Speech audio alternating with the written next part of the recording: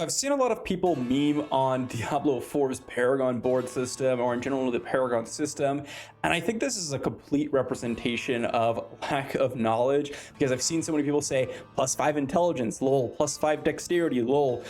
When in reality, when you look at Paragon boards in Diablo 4, not only is the way you unlock them unique in terms of the gate linking, but also the different tiles, legendary, rare, magic, as well as the glyph system and how they've sort of balanced it out to where running to the next Paragon board might not be the best option available. This is super exciting, and I want to dive a little bit deeper in this video. I've gone over the Paragon board previously, but we did get a couple new images from the developer live stream, so let's talk about it. So first off, I want to talk about the basics of the Paragon board system, so we kind of have a base understanding of what we're talking about here. If you guys are interested in a more in-depth look, I have a full video on the Paragon board system, which is why I have been pretty conscious about all these pretty false memes going around. So first off here, you can see, you'll notice little circles here. Those indicate nodes, or rather tiles is what they refer to them, with upgraded tiles typically in the center pertaining to legendary quality. Then you also have rare quality, usually 4 to 6 on a board, and then you're going to have magic quality interspersed throughout these nodes. You also see sort of the red circles, which kind of indicate a socket for glyphs, and when you put a glyph, you're going to find that they boost up a lot of your different other nodes around it, or rather they get bonuses based on how many other nodes you have. And again, here's a couple more images. If you go through, okay, I'm going to go this way, you can pick up this rare node off to the side, a legendary node in the middle. I'm going to come back around to pick up this socket so I can input a glyph, right? This is kind of how it works, and you're going to have to kind of go in a specific direction. And what I mean by that, well, I mean you can't just pick up a node randomly on the opposite side of the board. You kind of have to go in a row. For example here though, when I'm talking about these tiles, this is what we have to expect. Obviously the common tiles are that +5 strength, +5 dexterity, which is what people were memeing on. However, that actually doesn't take much consideration because, well, the ones that you're really paying attention to are the magic, rare, and legendary, and even then the actual common tiles can be upgraded massively by the glyphs later on. You might notice that the legendary tiles actually have very unique bonuses, kind of like a legendary item. Same with the rare ones. We also have the sockets and glyphs, and this is what I want to focus on. Here's a few examples of what we would consider the glyphs. There are 2 rarities, magic and rare. I don't think I've seen legendary glyphs yet. If anyone has, or screenshot, send me it down below, or join the Discord and send me it.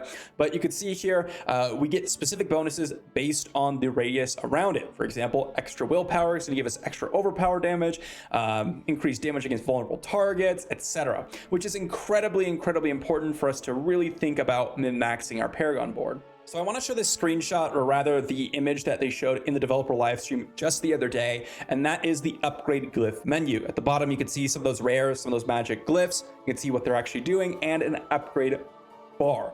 So not only are these, I guess you could say, portions of the Paragon board, but they're actually progression mechanics on top of the Paragon points that you're going to be receiving.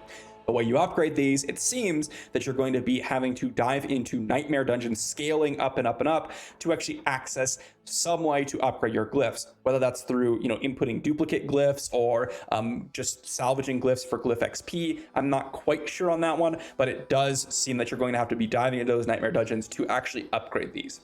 Now you'll notice that you can increase the radius, as it says current level 1, next radius at level 15. But below that says for every 5 intelligence purchased within the range, and when it says purchased, it means like unlocked with the nodes, you're going to deal 3% increased poison damage. After that says poison damage effects have a 10% chance to deal double the amount of damage over their duration. So already a very unique bonus in terms of dealing potential double damage for a small chance.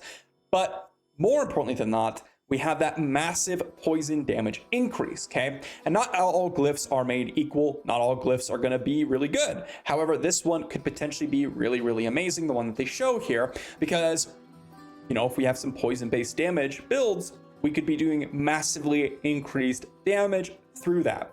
And this is where the Paragon board gets interesting, because not only do we have the ability to unlock those legendary node or legendary tiles, the rare tiles that give us specific bonuses, but we also have those glyphs which get upgraded based on how many points we want to put in the surrounding area. And in fact, this makes it so that hey, do I want to keep unlocking Paragon boards, or do I want to go for a specific Paragon board and capitalize on the glyph that's in there, or the socket, which we put a glyph in there? This is what I think is super innovative about the Paragon system. Generally speaking, if you look at any sort of, Path of Exile or Diablo 3, I mean, Diablo 3 is way simpler than Path of Exile, or even, sort of Diablo 2, but Diablo 3 here, or Path of Exile, sort of has the most complicated Paragon system. In that case, it's sort of a skill tree where you're going through and you're picking up different nodes, you go different directions, etc. This one's a little bit interesting because instead of, picking a direction and going for a specific strategy, you may just want to go ahead and capitalize on one Paragon board rather than just moving your way through the progression system. I think Path of Exile's tree is extremely innovative itself, and I think Diablo 4 has kind of done a similar thing here where they kind of want you to capitalize on potentially min-maxing this glyph or taking advantage of some of the rare nodes and legendary nodes on top of the sockets and glyphs here, which I think is really, really cool. And I think that they absolutely mastered the Paragon board system, and it looks super exciting. Now, as I said at the beginning of the video, a lot of people have a big misconception with the Diablo 4's Paragon board or Paragon system, and this post kind of highlights it, where at the top of the post it says glyphs are the most powerful build defining upgrades in the game, and they say they didn't realize the weight behind Joseph's words during the live stream when he said glyphs are more powerful than legendaries, Paragon legendaries, and even uniques until now. They are highlighting the same screenshot that I showed you earlier with the specific poison damage increasing glyph. And you can see here, they talk about how the potential could be really, really insane. And it is absolutely true. The damage potential on some of these glyphs can be way better than even some legendaries that are core to your build, okay?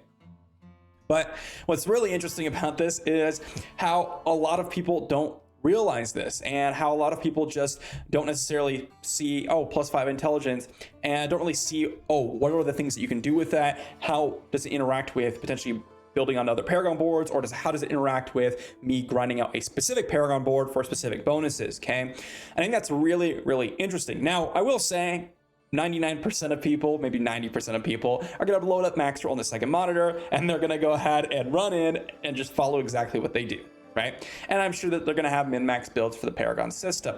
My hope with this is that there are going to be multiple different strategies and multiple different builds due to the Paragon system because of how powerful the glyphs and sockets are, and it opens up more strategies. I think that's going to be really cool, and I hope that's kind of where we go.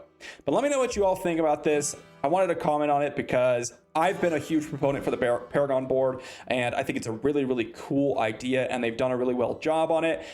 But some people don't seem to either understand it, or they're just memeing and hating on the game because they just don't want to play it. Either way, I figured I'd make a video because it's an interesting topic, and I'll see you all for the next one.